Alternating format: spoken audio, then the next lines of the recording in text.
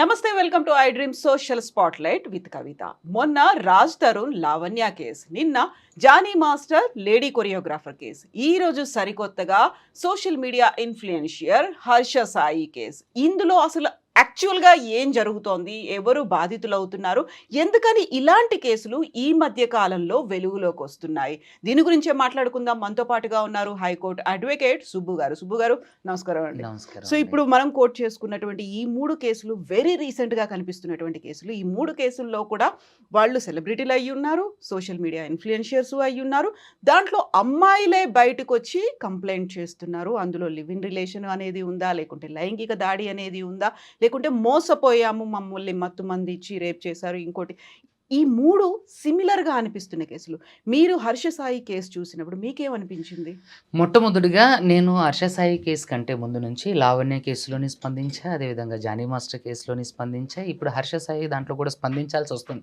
ఎందుకు అనంటే, మీరు ఓవరాల్గా ఎంటైర్ ఈ సినారియోలో మొత్తం మీరు చూసుకున్నట్లయితే అబ్బాయిలు బాధితులు అవుతున్నారు, ఇక్కడ అమ్మాయిలు బాధితులు అవడం లేదు. అయితే బయటికి వచ్చి కంప్లైంట్ చేస్తోంది అమ్మాయిలే కదా. ఎందుకంటే చట్టాలు వాళ్ళకు అనుకూలంగా ఉన్నాయి. నేను తప్పుగా అనుకోకండి, మీ ఇప్పుడు చూసే వ్యూవర్స్ అందరికి కూడా ఏంటంటే, నేను ఏమంటున్నా అంటే, ఇక్కడ మీరు చూసినట్లయితే ఈ కేసులు పక్క పెడదాం. నార్మల్గా ఒక కేసు చూద్దాం. ప్రాస్టిట్యూషన్ కేసులో ఒక ప్రాస్టిట్యూట్ని అరెస్ట్ చేశారు. ఆవిడ విక్టిమ్గానే ఉంటుంది తప్ప అక్యూజ్డ్గా అవ్వదు. ఆ ప్రాస్టిట్యూషన్ అనేది కూడా అనట్లేదు, ఇప్పుడు సెక్స్ వర్క్. అది ప్రాస్టిట్యూషన్ అనేది కూడా తీసేశారు. ఇక సెక్స్ వర్క్ అనే దాన్ని పేరు మార్చమని చెప్పారు. సెక్స్ వర్క్లో కూడా ఇంతకుముందు అది నేరంగా పరిగణించబడేటప్పుడు కూడా ఎవరైతే విక్టిమ్ విమెన్ ఉన్నారో, విక్టిమ్ గర్ల్ ఎవరైతే ఉన్నారో, వాళ్ళు ప్రాస్టిట్యూషన్లో వాళ్ళు ఇష్టపూర్వకంగా చేసి దొరికినా సరే అది నేరంగా పరిగణించబడేటప్పుడు ఆవిడ విక్టిమే అవుతుంది. నేరం జరిగేటప్పుడు ఇద్దరు, ఇప్పుడు ప్రాస్టిట్యూషన్ అనేది ఒకరితో జరిగేది కాదు, ఇద్దరు కలెక్స్తో జరిగేది. సో అప్పుడు పురుషుడే బాధితుడు అవుతుండు, పురుషుడే అక్యూజ్డ్ అవుతుంది ఏది నేరంగా పరిగణించబడినప్పుడు. అప్పుడు కూడా విమెన్ ఆర్ గర్ల్ ఎవరైతే ఉన్నారో వాళ్ళు విక్టిమ్గానే ఉంటున్నారు. ఇక్కడ కూడా వచ్చినట్లయితే అంటే వాస్తవానికి నిర్భయ లాంటి కేసులు కానివ్వండి, దిశ లాంటి కేసులు కానివ్వండి, కొన్ని సంఘటనలు ఏంటంటే పురుషుల వల్ల అంటే రేరెస్ట్ ఆఫ్ ది రేర్ కేసులు అంటారు ఇవన్నీ కూడా. ఏంటంటే పురుషుల వల్ల బాధింపబడడం, వాళ్ళు చనిపోవడం, తర్వాత కొన్ని రేర్ కేసులని బేస్ చేసుకొని మొత్తం ఓవరాల్గా కేసులన్నింటినీ కూడా వాటికి లింక్ చేయడం అనేది మొట్టమొదటిగా బాధాకరం. ఇక్కడ ఏంటంటే చట్టాలు అంటే ఆర్టికల్ 14 ప్రకారం చట్టం ముందు అందరూ సమానమే. మరి చట్టం ముందు అందరూ సమానమే అయినప్పుడు ఇలాంటి విషయాల్లో ఎందుకు పురుషులకు అన్యాయం జరుగుతుంది అనేది నాకు $1 మిలియన్ క్వశ్చన్ ఎప్పుడు కూడా. నేను చూసుకున్నట్లయితే నా దగ్గరకు వచ్చే కేసులు అన్నింటిలో కూడా రేప్ కేసులో నాకు తెలిసి నేను ఒక 100 రేప్ కేసులు ఒక నెలలో చేసుంటే ఆ 100 రేప్ కేసులలో నాకు తెలిసినంత వరకు 99 కేసులు 98 కేసులు రేప్ కేసులు కావు.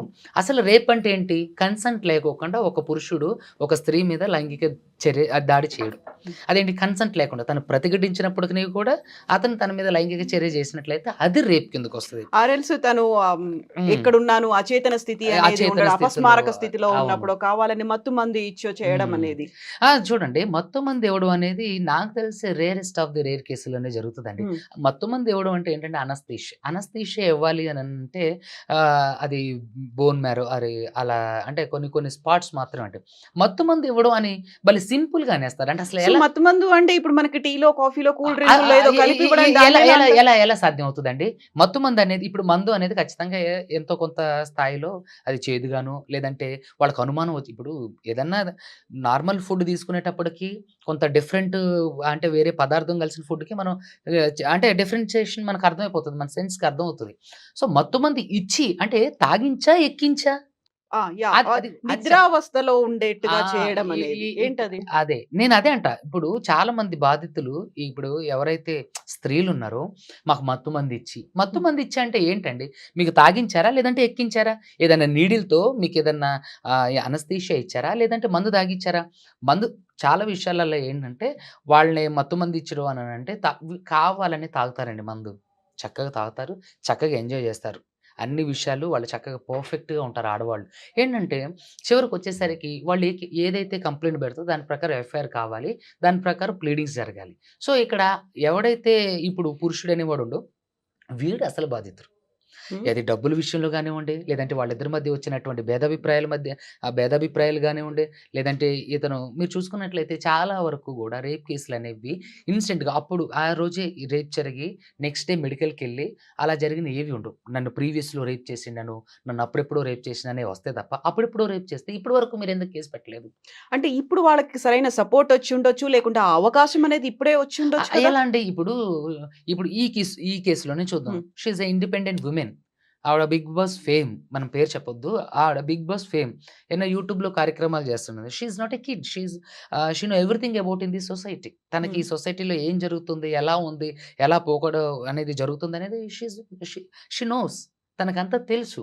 అయినప్పటికిని గూడా తనతో ట్రావెల్ చేసి అసలు నాకిక్కడ ఈ కేసులో ఎస్పెషల్లీ ఈ 'హర్ష సాయి' కేసులో I'm not supporting 'Harsha Sai.' నేను హ్మ్. 'హర్ష సాయిని' సపోర్ట్ చేయట్లే. కానీ ఈ సమాజంలో జరుగుతున్న కేసులు ఎలా ఉన్నాయనే దాని గురించి నేను మీకు ఒక బ్రీఫ్ ఇన్ఫర్మేషన్ ఇస్తున్నా. అయితే సుబ్బు గారు ఇక్కడ అన్నీ మీరు జనరలైజ్ చేస్తున్నారా? ఆ! మనం పర్టిక్యులర్ ఈ కేసు హర్ష సాయికి సంబంధించి చూసుకుంటే హ్మ్. పెట్టినటువంటి కేసు రేప్ కేసు అనేది హ్మ్. హర్ష సాయితో పాటుగా తండ్రి మీద కూడా కేసు పెట్టింది. కుటుంబం అంతా అబ్‌స్కాండింగ్‌లో ఉంది. ఇప్పుడు ఆయన ఒక సోషల్ మీడియాలో ఒక పోస్ట్ అయితే రిలీజ్ చేశారు. నన్ను ఇందులో ఇరికించారనేది. హ్మ్. ఇప్పుడు మీరు చేసినటువంటి ఈ ఆర్గ్యుమెంట్ ఏదైతే ఉందో హ్మ్. బాధితురాలి పక్షాన లేదు. హ్మ్. అబ్‌స్కాండ్ అయినటువంటి ఆ పర్సన్ పక్షానే ఉంది అది. అయితే అబ్స్కాండ్ ఎందుకవుతారనే విషయాన్ని నేను మీకిప్పుడు ఈరోజు బ్రీఫ్‌గా చెప్తా. ఎలా అంటే ఇప్పుడు బాధితురాలు ఒక అమ్మాయి, ఒక విమెన్ ఎళ్లి తన మీద రేప్ కేస్ పెట్టింది. హ్మ్. ఏ వ్యక్తి వెంటనే ఎళ్ళిపోయి నేను సరెండర్ అవుతున్నా అని జెప్పేసి అనడు. ఎందుకు అననంటే తనకు చెప్పుకోవడానికి ఇప్పుడు తను అబ్స్కాండ్ అయ్యి బెయిల్ పిటిషన్ మూవ్ చేసుకొని, యాంటిస్పెక్టరీ బెయిల్ తీసుకొచ్చుకొని, ఆ తర్వాత తను కొన్ని విషయాలు చెప్పడానికి అవకాశం ఉంటది. లేదంటే ఇక్కడ ఏం చేస్తారంటే ఒప్పుకోలు పత్రం రాపిస్తారు. హ్మ్. పోలీసులు దొరికారంటే.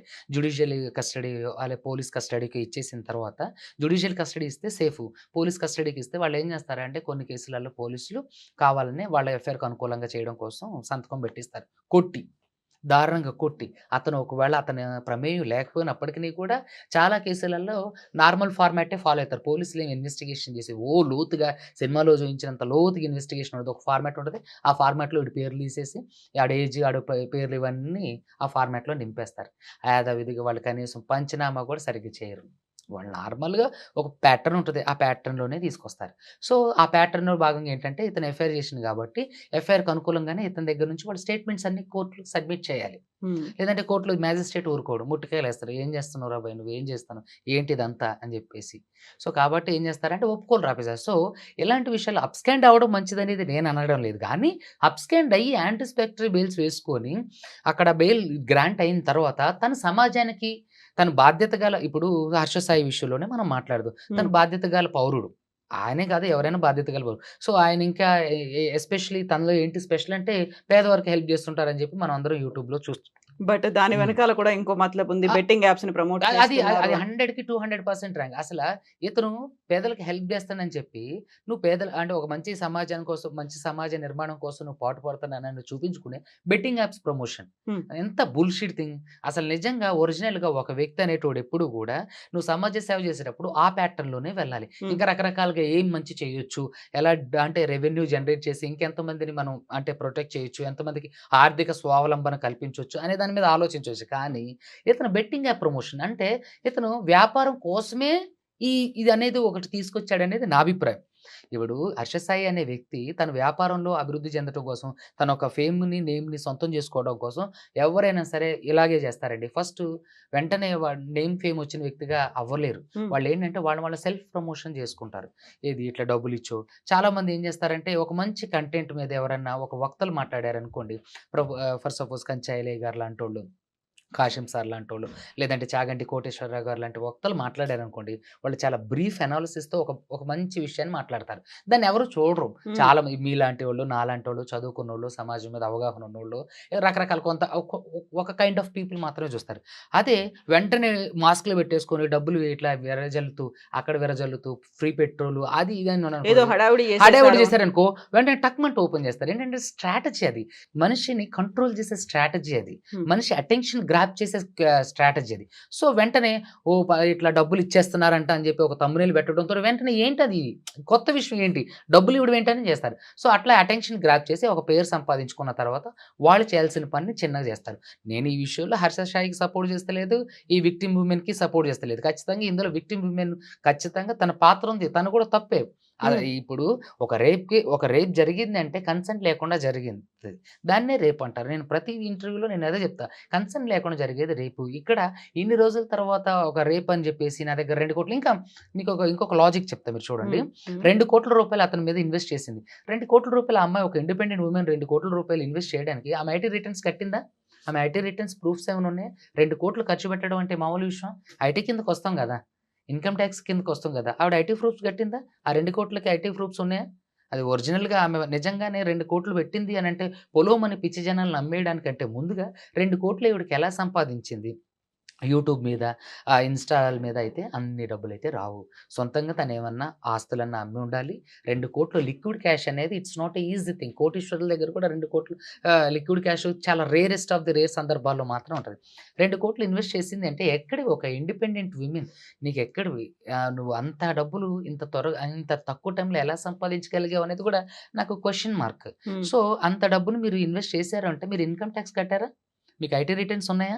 ఇది గూడా ఆలోచించి ఏదో నాకు ఈ మత్తుమందు ఇచ్చేసి రేప్ చేశారు. అంటే ఈ పర్టిక్యులర్ కేస్‌లో జరిగుండొచ్చేమో నేను అనట్లేదు కానీ, హ్మ్. మోస్ట్‌లీ ఇలానే అమ్మాయిలు, అబ్బాయిల మీద అలిగేషన్స్ చేస్తున్నారు. ఈ మత్తుమందిచ్చి నన్ను అంటే నన్ను న్యూడ్ వీడియోస్ ఒక అమ్మాయిని న్యూడ్ వీడియోస్ అనేది అది చాలా కాన్ఫిడెన్షియల్ విషయం. శృంగారం అనేది ఇద్దరు వ్యక్తుల మధ్య జరుగుతుందంటే అది భార్యాభర్తలు అయ్యుండాలి. ఖచ్చితంగా భార్యాభర్తలు అయ్యుండాలి. కానప్పుడు శృంగారంలో పాల్గొన్నప్పుడు అసలు శృంగారంలో పాల్గొనటమే పెద్ద తప్పు. ఏది మనం ఎథికల్‌గా చూస్తే. బట్ సుప్రీం కోర్ట్ దానికి ఇచ్చింది కదా! అదేనండి. సుప్రీం కోర్ట్ ఇచ్చిందని జెప్పి మనం పొలోమంటూ రోడ్డు మీద బోయి దారిన బోయి దానియేళ్ళ అందరితోని శృంగార జీవితాన్ని గడపలేం గదా! అంటే తప్పు కాదు ఇద్దరు బట్ మేజర్ యాహ్! మేజర్‌లు అయ్యి లెట్ ఉంటే మీ ఒక కండిషన్ కూడా ఉంది లెట్ కదా! మీ కంప్లీట్. హ్మ్. నేనేమంటానంటే ఇద్దరు వయోజనులు ఇష్ట ప్రకారంగా వాళ్ళు శృంగార చర్య అయితే ఇట్స్ నాట్ అది రాంగ్ అని చెప్పింది తప్ప అలా చేయమని చెప్పట్లేదు. హ్మ్. ఇద్దరు వయోజనులు వాళ్ళ అంగీకారంతో పరస్పర అంగీకారంతో వాళ్ళు శృంగారం జరిపినట్లయితే అది తప్పు కాదు అవును. అంటాం తప్ప ఇద్దరు వయోజనులు శృంగారం చేసుకోండి అని చెప్పదు. ఏంటంటే ఇది ఎథిక్స్‌కి విరుద్ధం. మానవ సంబంధాలకు విరుద్ధం. ఇప్పుడు సమాజంలో ఇది మంచి పోకడ కాదు. హ్మ్. సమాజానికి ఇది ఏ విధంగానూ ఉపయోగకరమైనటువంటి అంశం కాదన్నట్టు. సో, చేయొద్దు అంటే చేసుకోమని చెప్పట్లా. ఇద్దరు వ్యక్తులు అని మీ చావు మీరు చావండ్రా ఇద్దరు అనుకూలంగా ఉంటే మీరు చేయండి. ఇది తప్పేం కాదు అంటాం తప్ప చేయమని అనట్లా. అయితే దాన్ని ఆసరాగా తీసుకొని వాళ్ళు ఇంకోటి ఎక్స్‌పెక్టేషన్స్ చేసో రకరకాలుగా ఒక వ్యక్తి మీద బురద జల్లే ప్రయత్నాలు ఇవన్నీ గూడా ఇక్కడ 'హర్ష సాయి' మంచోడని నేను చెప్పట్లా. బురద జల్లే ప్రయత్నం ఎలా అవుతుంది? అక్కడ వీడియోస్ ఉన్నాయి, లేకుంటే రికార్డింగ్స్ అనేవి ఉన్నాయి, ఫోటోలున్నాయి. ఈ వాటిని బయట పెడతా అని బ్లాక్‌మెయిల్ చేస్తున్నాడు అయితే 'హర్ష సాయి' అయ్యుండొచ్చు. అనేది నేను కదా! అదే అంటున్నా. ఈ పర్టిక్యులర్ కేస్‌లో నేను దీన్ని ఇలా హ్మ్. అనటం లేదు. మోస్ట్‌లీ అమ్మాయిలు ఇలా చేస్తున్నారు. ఇందులో కూడా అవకాశం ఉంది. మరి ఇప్పుడు ఆవిడ ఇది ఫ్యామిలీలో కూర్చొని మాట్లాడొచ్చు. హ్మ్. అతను న్యూడ్ వీడియోస్ తీసిండని చెప్పి. అసలు న్యూడ్ వీడియోస్ తీసేటప్పుడు మీ విజ్ఞత ఎక్కడికెళ్ళింది? మీకు మత్తుమందయితే అన్ని సార్లు ఇవ్వలేరు గదా! ఇప్పుడు మీరు అతనితో కలిసి ఉన్నారు. సరే ఒక మత్తుమందిచ్చి మిమ్మల్ని రేప్ చేశారు. మత్తుమందిచ్చి రేప్ చేసినప్పుడు న్యూడ్ వీడియోస్‌లలో మీరు పడుకొని అచేతనంగా ఉండాలి గదా! మీరు అంటే ఎటువంటి అంటే ఏమంటారు చలనం ఉండకూడదు గదా! సో, అలా ఉంటే ఓకే. ఐయామ్ అగ్రీ విత్ దానికి నేను అగ్రీ అవుతా. సో, న్యూడ్ వీడియో గాదు. ఇక్కడ మీరు బహువచనం యూజ్ అవును. చేస్తున్నారు. వీడియోస్. ఆవిడ బహువచనం అంటే న్యూడ్ వీడియోస్ అంటే, ఒకసారి జరిగితే అది తప్పు. అతను అచేతనంగా ఉన్నప్పుడు, అచేతన స్థితిలో ఉన్నప్పుడు ఆవిడకి అంటే ఆవిడ ప్రైవేట్ వీడియోస్ తీయడం అనేది తప్పు. కానీ న్యూడ్ వీడియోస్ అంటుంది. అంటే ఎన్నో సార్లు వీళ్ళు శృంగార చర్యల్లో పార్టిసిపేట్ చేసి ఉండొచ్చు అనే దానికి ఇదొక అంశం. ఈ బహువచనానికి. సో, అలాంటప్పుడు మీరు ఆ వీడియోస్ తీసేటప్పుడు మీ కన్సెంట్ లేకుండా ఎలా తీశారు? తీసినప్పుడు మీరు అపోజ్ చేయాలి గదా! అప్పుడే దాన్ని మొబైల్ బ్రేక్ చేయడం లేదంటే అప్పుడే మీరు మొదటి రోజే రేప్ జరిగింది. మీ పైన లైంగిక దాడి జరిగినప్పుడే మీరెందుకు బయటకి రావట్లేదు? ఆడవాళ్ళని ప్రతి ఒక్కళ్ళని నేను క్వెషన్ చేస్తన్నా. హ్మ్. మీ మీద రేప్ జరిగినప్పుడు మీరు ఆ రోజే పెట్టండి. అప్పుడు మీ మీద సాఫ్ట్ కార్నర్ ఉంటుంది. జడ్జిలేమి అమాయకులు గాదు. అడ్వొకేట్స్ ఏమి అమాయకులు గాదు. పోలీసులు గూడా అమాయకులు గాదు. వాళ్ళకే తెలుసు ఇవన్నీ జరిగేయన్నీ కామన్. ఈళ్ళేంటంటే ఇద్దరు వ్యక్తులు వాళ్ళ అవసరాల కొద్దీ ప్రతీదీ షేర్ చేసుకుంటారు. హ్మ్. ఇద్దరి మధ్య భేదాభిప్రాయాలొచ్చిన తర్వాత అమాయకుడిగా ఈ ఈ ఈ ఎవడైతే అక్యూజ్డ్ ఉంటాడో వాడి మీద బురద జల్లుతారు. ఈడు అలా చేసిండు, ఇలా చేసిండు. మీరు ఒక వీడియో చూసినట్లయితే ఈ కేసులో 'హర్ష సాయి' కేసులో ఒక ఈ అంటే రిలీజ్ ఈవెంట్ ఏదో ఈవెంట్‌లో యాహ్! 'మెగా' అనే ఆహ్, ఒక ఆహ్, మూవీ తీసింది. మూవీ ఈవెంట్‌లో ఆ అమ్మాయి తన గురించి తన గుణగణాల గురించి చెప్పేస్తుంది. అతను సాఫ్ట్ క్యారెక్టర్, తను చాలా స పొదిగ్గా ఉంటాడు, తను మంచివాడు, జాగ్రత్త పరుడు, కొంచెం తక్కువ మాట్లాడతారు, ఎక్కువ విషయం ఉన్న వ్యక్తి, సమాజం పట్ల కన్సర్న్ అన్ని క్వాలిటీస్ చెప్పి, ఇప్పుడు ఎలా అతను మంచివాడు కాదు, అతను లైంగిక దాడి చేసిండు అంటే చేయొచ్చు. మేబీ ఆ టైంలో అది అలా అదే అంటున్నా. చూపించాడు. షో ఆఫ్ చేసుండొచ్చు. ఇది ఒరిజినల్ రూపం అయ్యుండొచ్చు కదా! అంటే ఒక వ్యక్తి 2 సార్లు 2 నాలుకలుగా మాట్లాడితే ఇప్పుడు నేను చూడండి, నా ఇంటర్వ్యూస్ చూసుకున్నట్లయితే నేను ప్రతీది కూడా నేను వాస్తవానికి దగ్గరగా ఉన్న విషయాలే మాట్లాడతా. నేను ఫేమ్ కోసం, నేమ్ కోసం మాట్లాడను. అలాగే ఈవిడ ఆ రోజు అలా మాట్లాడి, ఈ రోజు ఇలా మాట్లాడితే ఏది నమ్మాలి? అంటే ఇప్పుడు ఒక అమ్మాయి వెళ్లి ఒక వ్యక్తి మీద రేప్ కేస్ పెట్టింది అనంటే వాడు నిజంగానే రేప్ చేసినట్టా? ఆ రేప్ చేసినప్పుడు మొదటి రోజే మీ మీద లైంగిక దాడి జరిగిన రోజే మీరెందుకు దీన్ని ఖండించలేదు అంటున్నా. నా క్వెషన్ ఏంటంటే, యాహ్! నేను సమాజంలో ఉన్నటువంటి రేప్ కేసులు పెట్టే ఆడవాళ్ళని నేను స్ట్రెయిట్ క్వెషన్ ఏం చేస్తానంటే, మీరు నిజంగా నిజాయితీ పరులు, మీ మీద నిజంగానే లైంగిక దాడి జరిగినప్పుడు ఆ రోజే వెళ్లి పెట్టాలి. లేదు అప్పుడు మీకు కుదరలేదు, భయపడో, హ్మ్. బెదిరిపోయో రకరకాల సందర్భాలున్నాయి. మరి సంవత్సరాల తరబడి తర్వాత పెట్టడం అనేది ఎంతవరకు కరెక్ట్? అంటే అంటే మనకి చట్టంలో ఆ ఫెసిలిటీ కూడా ఉంది కదా! ఆహ్, వెసులుబాటు అనేది ఆ ఇచ్చారు వెసులుబా కదా! ఎప్పుడైనా పర్లేదు వచ్చి పెట్టొచ్చు ఆ! అనేది. జీరో ఇప్పుడు ఎఫ్ఐఆర్ నమోదు చేయొచ్చు. అదే ఇప్పుడు చాలా వరకు అమాయకుల మీద కూడా కేసులు పెట్టడానికి అవకాశం ఉంటుంది. ఆ ఫెసిలిటీ ఉండడం అనేది తప్పు అంటలేదు నేను. హ్మ్. అలాంటిది ఉండాలి. ఎందుకంటే చాలామంది మహిళలు వాళ్ళ మీద జరిగిన దాడుల్ని కొంత సమయంత వరకు కూడా అక్కడి వరకు ఎందుకండి, ఒక ముఖ్యమంత్రి స్థాయిలో ఉన్నారు. పాపం ఆవిడ చనిపోయారు. ఆవిడ మీద లైంగిక దాడి జరిగితేనే ఆవిడ ముఖ్యమంత్రి అయిన తర్వాత రివెంజ్ తీర్చుకున్నారు. అలాగే కొంత సమయంత వరకు ఆళ్ళకి రివెంజ్ తీర్చుకోవడానికి సమయం వచ్చింది అననంటే అది ఓకే. కానీ అది ఎథికల్‌గా వచ్చిన సందర్భం. అది దేవుడు కల్పించింది. కానీ వీళ్ళు కొంత నేము, ఫేము వాళ్ళు సమాజానికి తెలుసు. వాళ్ళు సమాజంలో కొంతవరకు ఇన్‌ఫ్లూయెన్స్ చేయగలిగిన వ్యక్తులు కూడా అవకాశం రాకపోవడం అనేది బుల్‌షిట్ థింగ్ అనిపించట్లా మీకు? ఇన్ని రోజుల వరకు కూడా ఆవిడ she is not a normal women. She is influencer. Social media influencer. ఆవిడకి అసలు ఇన్ని రోజులలో సమయం దొరకలేదా? ఆవిడకి ఇన్ని రోజుల్లో ధైర్యమే లేదా? నార్త్‌లో ఇలాంటివి జరుగుతాయండి. సౌత్‌లో అసలు జరగడానికి అవకాశమే లేదు. సౌత్‌లో ప్రతి ఒక్కళ్ళు ఎడ్యుకేటెడే. మీరు ఎన్‌సీఆర్‌బీ రిపోర్ట్ చూస్తే చాలా వరకు రేప్ కేసులు ఫైల్ కావడం లేదనంటున్నారు. వాస్తవానికి అది నార్త్‌లో. సౌత్‌లో కూడా చాలా వరకు రేప్ కేసులు ఫైల్ కావట్లేదు. వాస్తవానికి ఏంటంటే కొంతమంది పరువుతోని, కొంతమంది రకరకాల సందర్భాలు మేళవించుకొని వాళ్ళు బయటకి రావట్లేదు. కానీ ఇలా బయటకొస్తున్నారు అనంటే అది కూడా సందర్భం జరిగిన ఎన్నో రోజులకి లేదంటే ఆళ్ళు లాంగ్ రిలేషన్‌లో ఉండిన తర్వాత కూడా మీరు 'జానీ మాస్టర్' కేసులో కూడా చూస్తే 5 సంవత్సరాల నుంచి ఆ అమ్మాయి కేస్ పెట్టలేదు అని చెప్పేసి ఇప్పుడు కేస్ పెట్టిందనంటే నేను అది కూడా క్వైట్ స్ట్రేంజ్‌గా అనిపించట్లా మీకు? ఒక వ్యక్తి దగ్గర ఉపాధి పొందుతూ, ఒక వ్యక్తి దగ్గర ఉంటూ, సరే అతను ఇప్పుడు ఫ్రెండ్స్ విత్ బెనిఫిట్స్ అంటారు హ్మ్. గదండీ! అలాంటివి జరిగినప్పుడు ఇద్దరు వాళ్ళ అంగీకారంగా జరిగినప్పుడు అది మళ్ళీ రేప్‌కి ఎలా కన్వర్ట్ అయితే చేస్తున్నారనేది అక్ నా అక్ నా బాధ. ఇప్పుడు 'జానీ మాస్టర్' కేస్ కావచ్చు. ఇవన్నీ కూడా ఒక పవర్‌ఫుల్ పొజిషన్‌లో ఉన్నారు. లేకుంటే హ్మ్. ఒక బలవంతులు అనుకున్నప్పుడు ఆ టైంలో అలా లొంగిపోయేటువంటి పరిస్థితి వచ్చి ఉంటుంది. ఆ తర్వాత రియలైజ్ ఉంటారు. వాళ్ళకి కావాల్సినటువంటి ఒక పుషో, ఒక బ్యాక్ సపోర్టో లేకుంటే సొసైటీ నుంచి యెస్ ఇప్పుడు మాకొస్తుంది అనుకున్నప్పుడు బయట వచ్చి వాళ్ళు కంప్లెయింట్ చేయొచ్చు అని చట్టాల్లో కూడా ఉంది కదా! అని.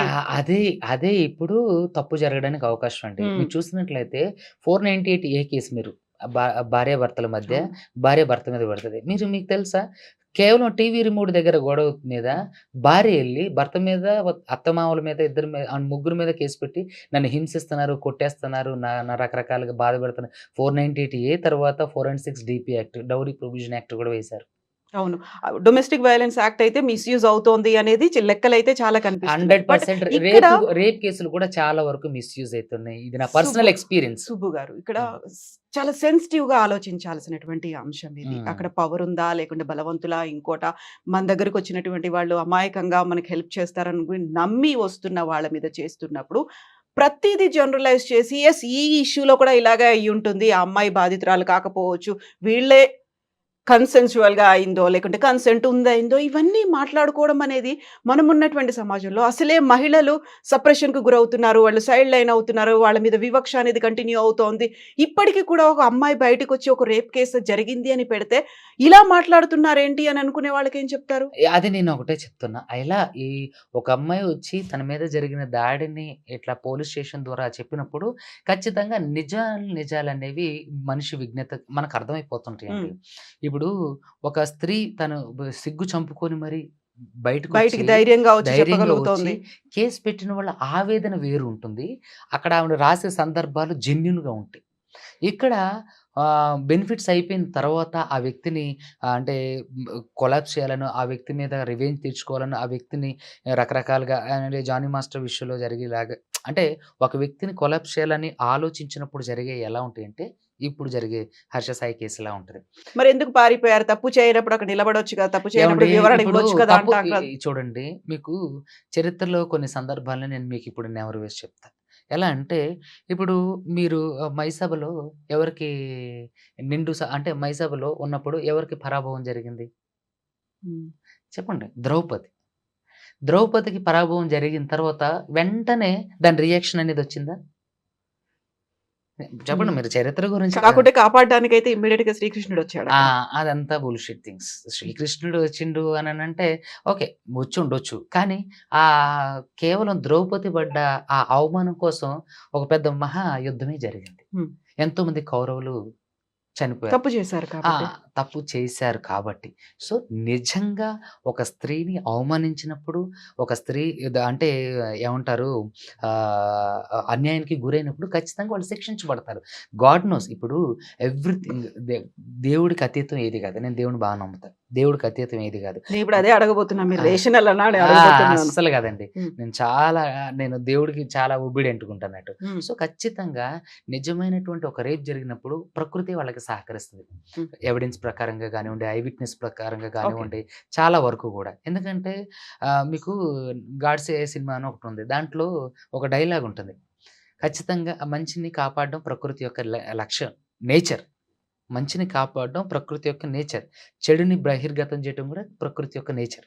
సో, ఖచ్చితంగా ప్రకృతి అనేది సహకరిస్తది. హ్మ్. ఎవ్వరు గూడా దీన్ని అంటే దానికి అతిథులు కాదు. అతిథులు కాదు. ఇక్కడ నేనేం చెప్తున్నానంటే, ఒక ఇప్పుడు ద్రౌపది విషయానికొస్తే, ఖచ్చితంగా ఒక వ్యక్తి తన మీద లైంగిక దాడి జరిగినప్పుడు, లేదంటే లైంగిక చర్య జరిగినప్పుడు, సెక్షువల్ హెరాస్మెంట్ జరిగినప్పుడు, ఖచ్చితంగా ఆవిడ అదే టైంలో వచ్చి, లేదంటే ఆ అపోజిట్ పర్సన్ అపోజ్ చేసి, "నువ్వు చేసేది రాంగ్. నువ్విలా చేస్తే నీ మీద కోర్ట్ ఆఫ్ లా ద్వారా యాక్షన్ తీసుకుంటా" అని చెప్పి బెదిరించడాలు ఇలాంటివి జరగొచ్చు.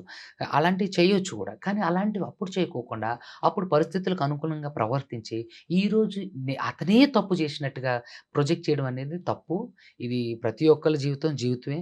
ఎంతో కొంత అంటే వాళ్ళ జీవితం పట్ల ఆశ, ఆసక్తి, వాళ్ళ కుటుంబంలో వాళ్ళ అంటే పేరెంట్స్ మీద వాళ్ళ మీద ఆశ ఇవన్నీ ఉంటాయి. సో, వాళ్ళు ఒక మంచి బిల్డ్ చేసుకున్నప్పుడు దాన్ని కొలాప్స్ చేయొద్దు. నిజంగా ఆడెంత సేమ్ అదే గొప్పవాడైనా పరిస్థితి అమ్మాయిలకు కూడా ఉంటుంది కదా! అదే వాళ్ళు అంటాను. కూడా ఎలాంటి ఆడ్ చూడండి ఇక్కడ కండిషన్స్ నుంచి జెండర్ బయటపడి డిస్క్రిమినేషన్ చేస్తున్నారు మీరు. నో. నో. నో. మీరు యూజువల్‌గా అయ్యేదే ఇక్కడ అది కదా! నేను ఇప్పుడు అమ్మాయిలు మీరేం చేస్తున్నారంటే ఎక్స్‌ప్లాయిట్ అవుతోంది ఆ! అనేదే కదా! ఎక్స్‌ప్లాయిట్ నేనిక్కడ అవుతోంది. ఏమంటున్నానంటే అక్కడ బలవంతులు. మోస్ట్ ఆఫ్ ది రేప్ కేసులు మిస్‌యూజ్ చేస్తున్నారు అంటున్నా. హ్మ్. ఇప్పుడు ఈ కేసులో నిజంగా జరగలేదు అని నేను ఎగ్జాక్ట్‌లీ. అనట్లేదు. కానీ నిజంగా జరిగితే ఎందుకు మీరు మొదటి రోజే సో మొదటిసారే ట్రూ. ఎందుకు మీరు కేసులు పెట్టడం లేదు? ఎందుకు కోర్ట్ ఆఫ్ లా ద్వారా యాక్షన్ తీసుకోవటం లేదు? ఎందుకు చిత్ర పరిశ్రమ ఉన్న పెద్ద మనుషుల ద్వారానో, మీ పెద్ద మనుషుల ద్వారానో దీన్ని బయటకి తీసుకురావట్లేదు? హ్మ్. అప్పుడు మీరు కామ్‌గా ఉండి ఈ రోజు ఎందుకొస్తున్నారు? ఇప్పుడు ఎక్కడో ఊర్లలో ఉన్న వాళ్ళకి జరిగింది. వాళ్ళు చాలా రోజుల తర్వాత బయటకొచ్చారంటే వాళ్ళకి భయం. వాళ్ళకి నాగరికత అంతగా తెలీదు. వాళ్ళకి ఎడ్యుకేషన్ ఉన్న ఉండదు. ఫెసిలిటీస్ ఉన్న ఏమున్నాయని ఫెసిలిటీ తెలీదు. ఒకవేళ ఎడ్యుకేషన్ ఉన్నా సరే ఊరు వీళ్ళందరూ ఎక్కడ అంటే ఎక్కడ పరువు పోతుందో అని చెప్పి వాళ్ళు భయపడి సర్టెన్ టైమ్ తర్వాత బయటికి రావడం వేరు. మీరు లెగిస్తే సోషల్ మీడియాలో ఉంటారు. లెగిస్తే సమాజంలో తిరుగుతుంటారు. లెగిస్తే సమాజం మీద అంటే అవగాహన ఉంది. మీరు ఏది ఎలా చేయాలో మీరు ఒక స్టేట్మెంట్ ఇస్తే చాలామంది ఫాలో అయ్యే స్థితిలో సో ఉన్నప్పుడు ట్రూ. తను మీకు ఎందుకు రేప్ కేస్ పెట్టడానికి అవకాశం ఇన్ని రోజులు రాలేదనేది నా క్వెషన్. అవును. తన ఇన్‌స్టాగ్రామ్ అకౌంట్స్ అవి చూసినప్పుడు కూడా హ్మ్. అవేర్ ఆఫ్ స్కామర్స్ అని చెప్పారు. హ్మ్. హ్యాకర్స్ ఉన్నారన్నారు. సే నో టు డ్రగ్స్ అన్నారు. Say no to betting apps అనేది మనం ఇవన్నీ గూడా అంటామండి. ఇప్పుడు యెస్. తెలంగాణ గవర్నమెంటే అంటుంది సే నో టు డ్రగ్స్ అని, అవును. బెట్టింగ్స్ యాప్స్‌ని ప్రమోట్ చేయొద్దని, చేయొద్దని. అంత మాత్రాన ఇప్పుడు ఆ రోజు నేను ఇప్పుడు అదే చెప్తున్నా. ఇలా సో చెప్పినంత ట్రూ. మాత్రాన ఈవిడ గొప్ప వ్యక్తిత్వం కలిగిన వ్యక్తి అయితే అయ్యుండదు కదా! ఇప్పుడు ఇలా చెప్పని వాళ్ళు చాలా మంది నేను కూడా చెప్తా. మీడియా మీదకొచ్చి రకరకాలుగా నేను కూడా చాగంటి కోటేశ్వరరావు గారిలాగా చాలా నీతి సూక్తులు చెప్తా. నా బయట జీవితం, నా వ్యక్తిగత జీవితం ఎలా ఉందో మీకు తెలీదు గదా! సో, నేను సే నో టు డ్రగ్స్ అని చెప్పినంత మాత్రాన నేను గొప్ప వ్యక్తిత్వం ఉన్న వ్యక్తిని కాను. సో, దాన్ని అవలంబించినప్పుడు నేను ఎక్కువ మందిని అలా అంటే డ్రగ్స్‌కి బానిసలు కాకోకుండా నా వంతు కృషి చేసినా కూడా నేను గొప్ప వ్యక్తిత్వం కలిగిన వ్యక్తిగా ఉంటా. అలా చెప్పినంత మాత్రాన వాళ్ళు మంచివాళ్ళు అయ్యుంటారని చెప్పేసి అనుకోవడం అనేది చాలా భ్రమ అంటున్నా. సుబ్బు గారు ఇప్పుడు హర్ష సాయి మీద పెట్టినటువంటి కేసులు 3 కేసులు పెట్టారు. 376(2), 376(n), 354 సెక్షన్ల కింద రేప్ కేసు నమోదు చేసినట్టుగా రాజేంద్ర నగర్ అవును. డీసీపీ తెలిపారు. ఉమ్, సో ఈ కేసు అయిపోయింది కాబట్టి ఆ తర్వాత వచ్చినటువంటి development Harsha Sai not only with father complete ఫ్యామిలీతో అబ్స్కాండ్ అయిపోయారు, ఫోన్లు స్విచ్ ఆఫ్ అయిపోయారు, నేను అడ్వకేట్తో తెలుపుతాను అండ్ నా మీద ఇలాంటి ఫాల్స్ అలిగేషన్స్ పెట్టారు అనే మాట వచ్చింది కాబట్టి ఉమ్. సో ఇప్పుడు ఏమవుతుందని మీరు అనుకుంటున్నారు? ఖచ్చితంగా కోర్ట్ ఆఫ్ లా ద్వారా ఇతను శిక్షార్హుడు. ఉమ్, ఎందుకంటే అది తప్ప ఒప్ప పక్కకు పెడితే ముందు అంటే ఫస్ట్ ఇన్ఫర్మేషన్ రిపోర్ట్ ఎఫ్ఐఆర్ అయింది కాబట్టి ఉమ్, ఖచ్చితంగా అది ఇక్కడ నేరాలు 2 రకాలండి. ఒకటి cognizable offence, 2 non cognizable offence. Cognizable అఫెన్స్‌లో ఏంటంటే 7 సంవత్సరాల కంటే ఎక్కువ శిక్ష అంటే గాఢత కలిగిన నేరాలు మామూలుగా చెప్దాం. గాఢత లేని నేరాలు ఉమ్, ఇట్లా నాన్ కాగ్నైజబుల్. నాన్ కాగ్నైజబుల్ నేరాలలో ఏంటి అంటే మీకు స్టేషన్ బిల్ 41A ఇచ్చి ఉమ్. పంపిస్తారు. కాగ్నైజబుల్ అఫెన్స్ గాఢత కలిగిన నేరాల్లో ఏంటంటే ఖచ్చితంగా అది మ్యాజిస్ట్రేట్ ముందుకు వెళ్ళాలి. ఇప్పుడు ఇది గాఢత కలిగి గాఢత కలిగిన నేరాలు 376 అనేది ఏంటంటే రేప్ కేసు కిందకి వస్తుంది. సో రేప్ 354 ఏంటంటే సెక్షువల్ అసల్ట్ ఇలాంటివన్నీ కూడా వస్తాయి అన్నట్టు. సో అలా ఏంటంటే 354D, 354C ఇట్లాంటివి ఏంటంటే విమెన్ హెరాస్మెంట్కి సంబంధించింది అన్నట్టు. సెక్షువల్ హెరాస్మెంట్కి సంబంధించి లైక్ వారిజం ఎట్లా అంటే న్యూడ్ వీడియోలు తీయటం, ఆవిడ ప్రైవేట్ పార్ట్‌ని ముట్టుకోవడం, లైంగిక దాడి చేయడం. లైంగిక దాడి చేయడం కాదు. అంటే తడమటం, రకరకాల ఆవిడ Yeah. ఒక స్త్రీ ప్రైవేట్ పార్ట్స్‌ని తాకటం, లైంగికంగా వేధించడం, రకరకాలయన్నీ కూడా వారిజం లైక్ ఇట్లా 354D, 354C ఇట్లా రకరకాలుగా వస్తాయనండి. సో, 354D అనేది ఏంటంటే నాన్ కాగ్నైజబుల్ అఫెన్స్. దాంట్లో స్టేషన్ బెయిల్ ఇవ్వచ్చు. గాఢత కలిగిన మట్టాలు అవి మ్యాజిస్ట్రేట్ వరకు కూడా వెళ్తుంటాయి. అయితే ఇక్కడ ఈ విషయానికొచ్చేసి ఏంటంటే, ఖచ్చితంగా అది తప్పు జరిగిందా, ఒప్పు జరిగిందా, నిజం జరిగిందా అని కోర్ట్ ఆఫ్ లా జడ్జిమెంట్ రోజు తెలిసిపోతది. సో, కానీ ఫండమెంటల్‌గా ముందు కేస్ ఫైల్ అయింది కాబట్టి ఖచ్చితంగా అతన్ని అరెస్ట్ చేయాలి. సో, అరెస్ట్ చేసి తను విచారణ చేసి అతని నిజాలన్నీ గూడా ఒక ఫ్రేమ్ చేసి దాన్ని మ్యాజిస్ట్రేట్‌కి సమర్పిస్తే అక్కడ అతను బాధితుడికి ఖచ్చితంగా ఫండమెంటల్ రైట్ బెయిల్ అనేది అతనికి ఖచ్చితంగా అది రాజ్యాంగం కల్పించిన హక్కు. బెయిల్ ఇవ్వాలి. అది నిర్ణీత కాలం అని ఏం లేదు. హ్మ్. గాఢతను బట్టి 3 నెలలు ఉంచి తర్వాత బెయిల్ ఇవ్వచ్చు. లేదంటే వెంటనే ఒక నెల రోజుల్లో బెయిల్ గూడా ఇవ్వచ్చు.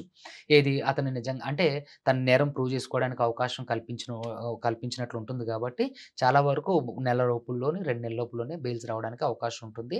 సో, నిజాన్ని అంటే నిజానిజాలు తేలడం కోసం ఖచ్చితంగా 14 డేస్ అయితే రిమాండ్ ఇస్తారు. హ్మ్. ఏది అతను అరెస్ట్ అయితే. ఇప్పుడు సో జానీ మాస్టర్ అరెస్ట్ ఆ! చేసి 14 అలా డేస్ లైక్ రిమాండ్. అలా. సో, కానీ ఇతను తప్పు చేయనప్పుడు ఇతను ఎక్కడికి పారిపోకోకుండా అంటే నేనిచ్చే సలహా ఏంటంటే అతను నిజంగా తప్పు చేయని వ్యక్తి అయితే అతను పారిపోకోకుండా అతను ఒక దగ్గర ఉండి అతను యాంటిసిపేటరీ బెయిల్ వేసుకొని ఆమె యాంటిసిపేటరీ బెయిల్‌కి వేసే కంటెంట్స్‌లో అసలు ఏది నిజాలు అవన్నీ హ్మ్. చెప్తూ తను బెయిల్ తీసుకొని నిజానిజాలు ఏమున్నాయి అంటే కోర్ట్ ఆఫ్ లా అతను యాహ్! మీడియాకి కూడా చెప్పాల్సిన అవసరం లేదు. కోర్ట్ ఆఫ్ లాగా ఇవ్వాల్సి వస్తది. సో, అప్పుడు కోర్ట్ ఆఫ్ లా తెలుస్తదన్నట్టు. కోర్ట్ తెలుస్తది ఇది నిజమా? అబద్ధమా అని. తేల్చిన తర్వాత ప్లీడింగ్స్, ఆర్గ్యుమెంట్స్, ఎవిడెన్స్, ఐ విట్‌నెస్‌లు ఇవన్నీ జరిగిన తర్వాత అతను నిజంగా తప్పు చేసిన వ్యక్తి అయితే ఇప్పుడు అతను ముద్దాయిగా మాత్రమే ఉండు. హ్మ్. అతను ముద్దాయి. అంతే తప్ప అతను తప్పు చేసిన వ్యక్తి కాదు. నిందితుడు కాదు. నిందితుడు కాదు.